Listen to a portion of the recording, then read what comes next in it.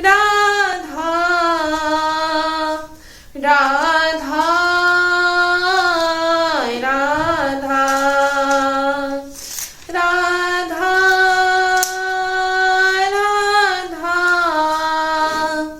राधा राधा। श्री राधा वल्लभ लाल की जय हो। महाप्रभु श्री हरिवंश चंद्र जी महाराज की जय। श्री सेवक जी महाराज की जय। समस्त सहचरी वृंद की जय। श्री वृंदावन धाम की जय। श्री यमुना रस रानी की जय। श्री सद्गुरुदेव भगवान की जय। जय जय श्री राधे श्याम। जय जय श्री राधे श्याम। जय जय श्री राधे श्याम। जय जय श्री दाती पंच। श्री राधा। सभी को श्री धाम वृंदावन से जय श्री राधे। श्री लाडली जी की अपार कृपा सभी पर बनी रहे और सभी जन खूब नाम जप सभी जन करते रहे। तो बहुत ही सुंदर आज का भाव कि भगवान ने भजन के लिए सुविधा है। कहने का तात्पर्य कि जो भी ये भगवान आपको जो भी आप ये नाम जप कर रहे हैं, है ना, तो ये सब बोले ये किसके लिए, ये सुविधा बोले, है ना।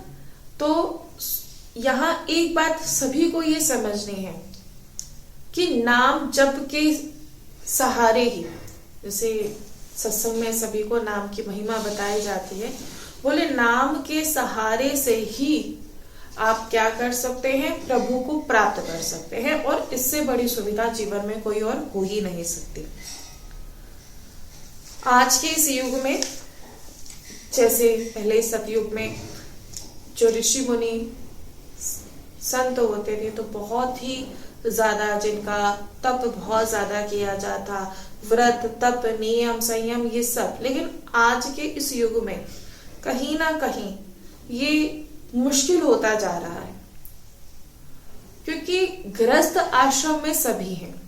अधिकतर जितने भी जन हैं वो गृहस्थ आश्रम में हैं, और गृहस्थ आश्रम में रहते हुए सही मार्ग पर चलना कहीं ना कहीं नहीं, अधिकतर बहुत ही कम हो जाता है, बहुत ही मुश्किल हो जाता है कि हम गृहस्थ मार्ग से, गृहस्थ आश्रम से हैं और गृहस्थ आश्रम में रहते हुए जो है प्रभु का भजन करना है। और सबसे बड़ी बात, अगर आप भजन भी नहीं कर रहे हैं तो जीवन को कैसे अच्छे तरीके से जो जीना है, ये आज के समय में बहुत मुश्किल हो गया है। क्योंकि कहीं ना कहीं जो वृत्ति है वो आसुरी वृत्ति हो चुकी है, क्योंकि सत्संग जीवन में नहीं है। अब बहुत से जनों की ये धारणा ये रहती है कि जो ये सत्संग है ये केवल एकमात्र बाबा जी बनने के लिए है, लेकिन ऐसा बिल्कुल भी नहीं। बोले सत्संग आपको सिखा रहा है कि आप एक अच्छा जीवन कैसे व्यतीत कर सकते हैं। ये सत्संग के माध्यम से ही आप सीखते हैं। यहाँ कोई ऐसा दूसरा साधन नहीं कि जिसके माध्यम से आप ये जान पाए कि जीवन जिया कैसे जाता है। गृहस्थ आश्रम का तात्पर्य ये कभी भी नहीं है कि कोई भी मनमानी आचरण करे, बोले ये बिल्कुल भी नहीं। गृहस्थ आश्रम में रहते हुए भी भजन किया जा सकता है। गृहस्थ आश्रम में रहते हुए भी आप प्रभु को प्राप्त कर सकते हैं और एक बहुत ही सुंदर जीवन जो है आप लोग व्यतीत कर सकते हैं। इसीलिए ये बताया जा रहा है, इसीलिए बताया जा रहा है कि भगवान ने जो है भजन के लिए सुविधा जो है दी है। पहले अगर आप जो इतिहास है, जितने भी भक्त जन हुए, तो आप देखिए कि उनके जीवन में कितने कष्ट उनके जीवन में आते थे भजन करने के लिए। यहाँ तक कि तिलक लगाना भी, कई आपने भक्तों के चरित्र आपने श्रवण किए होंगे कि वो तिलक भी नहीं लगा पाते थे, है ना, या तिलक लगाते थे तो उनको कितना जो था प्रतिकूलताएं सहनी पड़ती थी। लेकिन आज सभी स्वतंत्र हैं। आप इतने स्वतंत्र हो, इतनी सुविधा आप लोगों को दी गई है प्रभु ने कि चाहे तो भाई तुम इस मार्ग को चुनो, चाहे तुम इस मार्ग को चुनो। और जो ये भगवत मार्ग है ना, ये जो भजन मार्ग है, बोले इस भजन मार्ग में आपको बहुत सारी सुविधाएं दी जाती हैं। और बोले कैसे दी जाती हैं, तो देखो गुरुदेव का दर्शन, गुरुदेव का सत्संग जो हम सभी को प्राप्त हो रहा है, ये सबसे बड़ी सुविधा है। ये बात सभी जन ध्यान रखना। इतना आसान उन्होंने हम लोगों के लिए कर दिया है। नहीं तो अगर कहते गुरुदेव का सत्संग नहीं होता, गुरुदेव नहीं होते, तो शायद ये भजन मार्ग से हम जन कोसों दूर होते। लेकिन बोले इतना सरल उन्होंने बना दिया है, बहुत ही सरल। पहले एक धारणा होती थी कि जो बाबा जी है, यानी अगर भजन करना है तो बाबा जी बन जाओ। लेकिन सत्संग की सहायता से हमें इतना पता लगा कि गृहस्थ आश्रम में रहते हुए भी भाई हम भजन कर सकते हैं। ऐसा नहीं है कि भजन करने के लिए सब कुछ छोड़ना पड़ेगा, ऐसा बिल्कुल भी नहीं, ऐसा बिल्कुल भी नहीं। इसलिए सभी जन ये बात ध्यान दें। बड़ी कृपा कि जो ये सत्संग हमें प्राप्त हुआ, बहुत बड़ी अहेतु की कृपा कि गुरुदेव हमें मिले। इससे बड़ी कृपा जीवन में कोई और हो ही नहीं सकती।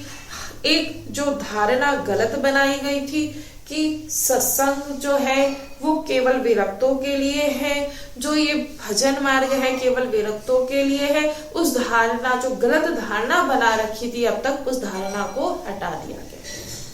हम सत्संग श्रवण कर रहे हैं, वृंदावन धाम आ रहे हैं, संतों का दर्शन कर रहे हैं, तो इसका तात्पर्य केवल एकमात्र यही है कि अब हमें प्रभु की जो प्राप्ति है वो होने वाली है, अब हमें प्रभु मिलने वाले हैं।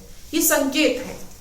जब भी आपके जीवन में कोई भक्त आए, आपके जीवन में संत आए, आपके जीवन में सत्संग आए, आपके जीवन में कथा आए, तो ये प्रभु का संकेत है कि अब तुम ये समझ जाओ कि अब मैं तुम्हारे बहुत ही पास हूं और अब कुछ ही क्षणों में मैं तुमसे मिलने वाला हूं।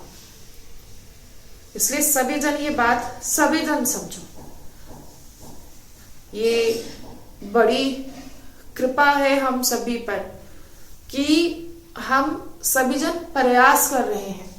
और सबसे बड़ी कृपा तो ये है कि जो इस मार्ग पर चला रहे हैं ना, मतलब जिस मार्ग पर हम चल रहे हैं वही इस मार्ग पर हमें चला रहे हैं, यही सबसे बड़ी कृपा। प्राय हर कोई नहीं समझ पाता, क्योंकि अधिकतर जितने भी जन हैं वो यही सोचते हैं कि मैं यहाँ प्रयास कर रहा हूं, लेकिन वास्तविक में ऐसा बिल्कुल भी नहीं। उनकी कृपा, इसीलिए उनकी कृपा हुई, इसलिए मेरे हृदय में ये जागृत हुआ कि मुझे क्या चाहिए। नहीं तो जागृत ही नहीं होता, है ना, जागृत ही नहीं होता। सब कुछ यहाँ प्राप्त करना बहुत आसान है, सब कुछ यहाँ प्राप्त करना बहुत आसान है, लेकिन जो सबसे मुश्किल है वो है इन्हें प्राप्त करना। लेकिन किसके लिए? जो विषयों भोगी है उसके लिए सबसे मुश्किल है। लेकिन जो विषयों को त्याग चुका है, जिसे विषय में कोई भी रुचि नहीं है, बोले उसके लिए बहुत आसान होता चले जाता है। कहते ना, भगवत प्राप्ति मुश्किल नहीं है, कठिन नहीं है। कठिन अगर है तो विषयों का त्याग करना। इसलिए तो बार बार समझाया जा रहा है। लेकिन अगर हम नहीं समझ पा रहे तो ये सबसे बड़ी अज्ञानता, ये सबसे बड़ा हमारा दुर्भाग्य है। इसलिए बार बार यही समझाया जाता है, बार बार यही समझाया जाता है, समझो और जानो। नाम जप करो। अब जैसे ही कल मिलने आए थे तो उनसे यही चर्चा हो रही थी, तो विश्वास की बात हो रही थी। तो वो कह रहे थे कि मतलब हम जानते हैं कि प्रभु पर ये विश्वास करना चाहिए, लेकिन कहीं ना हमारे विश्वास में कमी रह जाती है, कहीं ना कहीं हमें ना विश्वास नहीं हो पाता। तो हमने उनसे कहा कि देखो, आप आए हैं तो आप जहां से भी आए हैं, ठीक है, आप किस में आए? बोले बस में आए, है ना। अब आप बस में आए या रेलगाड़ी में आप आए, आपको पता भी नहीं होता कि जिस बस में आप यात्रा कर रहे हैं उसे कौन चला रहा है। आपको कभी पता होता है कि जो बस चला रहा है उसका, आप छोड़ो, आपको उसकी, कई बार तो आप उसकी शक्ल तक भी नहीं देखते। एक तो होता है ना कि चलो उससे पहचान होती है, उसका नाम जानते हैं, कई बार तो आप उसकी शक्ल तक नहीं देखते। और रेलगाड़ी वाले की तो जो रेलगाड़ी का चालक होता है, जो चला रहा होता है, उसके तो आज तक आपने नहीं देखा होगा, कभी हो जाए देख लिया, लेकिन कभी नहीं देखा, और आप बिल्कुल निर्भय होकर विश्वास कर आप बैठ जाते हैं। तो जब आप ये संसार के इन जनों पर आप विश्वास कर सकते हैं, तो जहां जिनको के लिए कहा जा रहा है कि इन पर विश्वास रखो, जो पूरी सृष्टि को चला रहे हैं, तो इन पर विश्वास क्यों नहीं बन पा रहा? और यहाँ फिर भी हम क्यों अपने बल का प्रयोग कर रहे हैं? हम लोग क्यों नहीं समझ पा रहे? और जिस दिन विश्वास हो जाएगा, हम सच बता रहे, जिस दिन विश्वास हो जाएगा ना, उस दिन आप बोलोगे पायो परम विश्राम, अब हमें कोई चिंता नहीं। अभी हम चिंता में है ना, कितनी चिंताएं होती हैं, परिवार को चलाना है, बच्चे का फीस जमा करना है, बच्चे का भविष्य उज्जवल बनाना है। आप केवल सोच रहे हो, आप सोच रहे हो, लेकिन आपके हाथ में कुछ भी नहीं है। ये बात ध्यान रखना। अपने बच्चे का भविष्य अच्छा बनाना या ना बनाना आप सोच सकते हो, लेकिन हाथ में कुछ भी नहीं, सिर्फ प्रयास कर सकते हो। लेकिन जब इन पर छोड़ दिया जाए तो ये सब करेंगे। इसलिए कहते कि मैं तो करूं भजन, है ना, और मेरी चिंता करे श्री हरि। मैं तो भजन कर रहा हूं, अब मेरी चिंता।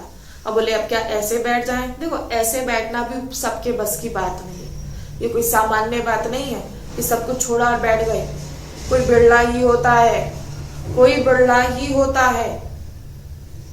अब भले वो चाहे एकांत में जाके अपनी कुटिया बनाकर रहे, उसकी चिंता उनको रहेगी।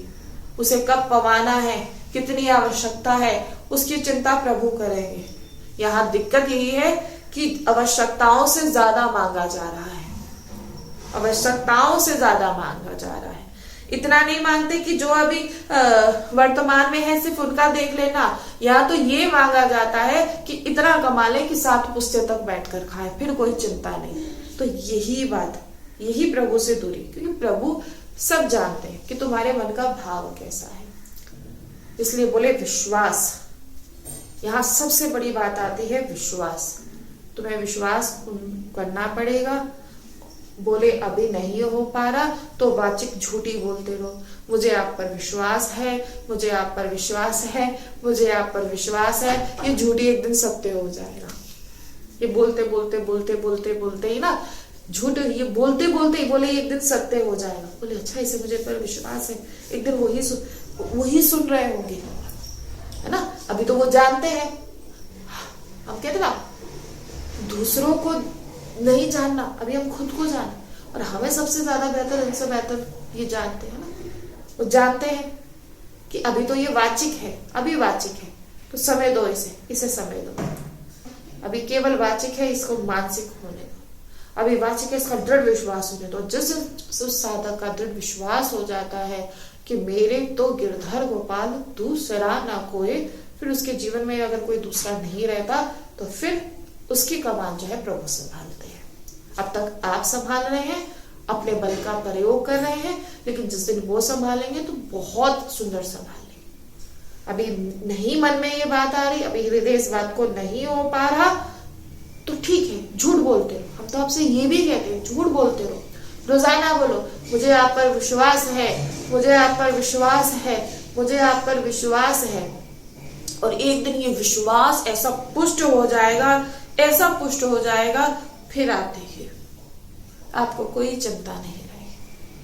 अब तक अगर चिंता है, अगर भय है, तो बोले ये प्रेम ही नहीं है। प्रेम की परिभाषा सभी जन, श्री ध्रुवदास जी बड़ी सुंदर प्रेम की परिभाषा आप सभी ने श्रवण करी। तो ध्रुवदास जी कहते हैं,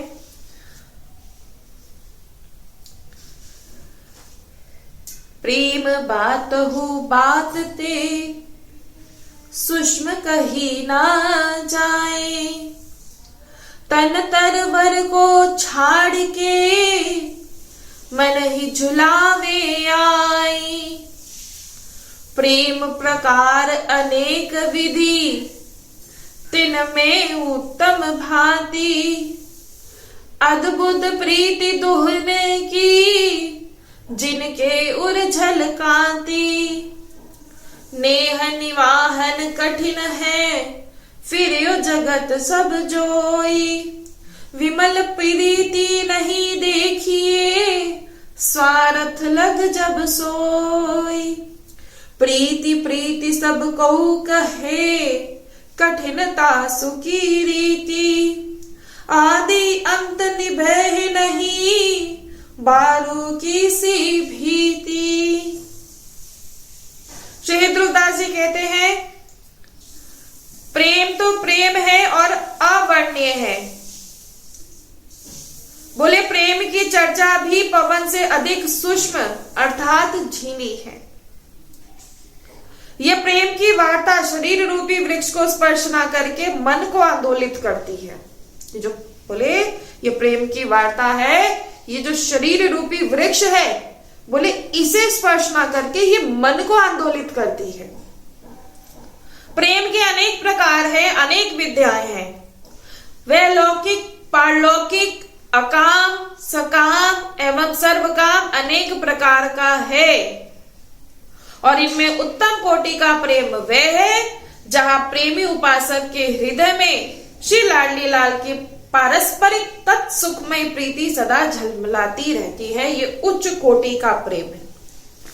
बोले उच्च कोटि का प्रेम क्या है? जहां प्रेमी उपासक के हृदय में श्री लाडली लाल का पारस्परिक तत्सुखमय प्रीति सदा झलमलाती रहती है। श्री ध्रुवदास जी कहते हैं, मैंने संसार को टटोल कर देखा है, लेकिन इतना मुझे पता लग गया। कहते जब ये सारे संसार को टटोल कर देखा, लेकिन ये बात मुझे पता लग गई कि जो सभी लोग लौकिक स्वार्थ में ही रहते हैं। ये बात बिल्कुल सत्य है। संसार में निर्मल निष्काम प्रीति का तो कहीं दर्शन भी नहीं है। कहते कैसा प्रेम है? यहाँ स्वार्थ का प्रेम है। हम तुमसे प्रेम करते हैं, अच्छा तुम हमसे प्रेम करते हो? हाँ हम बिल्कुल प्रेम करते हैं। तो ठीक है भाई, हम तो कुछ नहीं करेंगे, आराम से बैठकर भजन करेंगे, अब करो हमसे प्रेम। अरे ये तो भजन करेंगे, कुछ कमाएंगे नहीं, कुछ करेंगे नहीं, तो इनको रखने का क्या फायदा, इनसे कोई रिश्ता रखने का क्या फायदा। अच्छा आज के समय में जो हमारी ये जो कांटेक्ट लिस्ट है, उस कांटेक्ट लिस्ट में जितने भी जो जन हैं जो काम के हैं वही हैं, जो बिल्कुल काम के नहीं वो ब्लॉक लिस्ट में पड़े हुए होते हैं, या उनकी तरफ कभी देखा ही नहीं जाता है ना। जो किसी काम का है तो वो मेरा प्रिय है, और अगर किसी काम का नहीं है तो वो बिल्कुल भी नहीं, है ना। ऐसा ही तो है, स्वार्थ की दृष्टि से जुड़ा जा रहा है। नहीं होता तो बताओ, स्वार्थ की दृष्टि से जुड़ा जा रहा है तो इसे प्रेम कहते हैं। ये तो क्या हुआ? ये तो व्यापार हुआ, है ना। प्रेम क्या है? बोले प्रेम वो है कि बिल्कुल, है ना। अब बोले आप तुम प्रभु से प्रेम क्यों करते हो, है ना। तुम अगर प्रभु से प्रेम करते हो तो उनसे कुछ भी मत मांगो। अरे ये कैसे हो सकता है? अब हम उनसे नहीं मांगेंगे तो किससे कहेंगे, है ना। एक जैसे ही हमारा किसी से वार्ता हुई तो बोले हमारे तो सब कुछ प्रभु है। हमने कहा अच्छा बहुत अच्छी बात है, अगर सब कुछ प्रभु है। बिल्कुल है, तो चलिए फिर अगर सब कुछ प्रभु है तो क्या। तो बोले हमें जो भी मांगना होता है हम इनसे ही मांगते हैं। हमने कहा अब आपकी बात ही गलत है। अब बोले क्यों गलत है? हमने कहा अगर आपके सब कुछ प्रभु हैं तो फिर आपको मांगना ही नहीं पड़ेगा।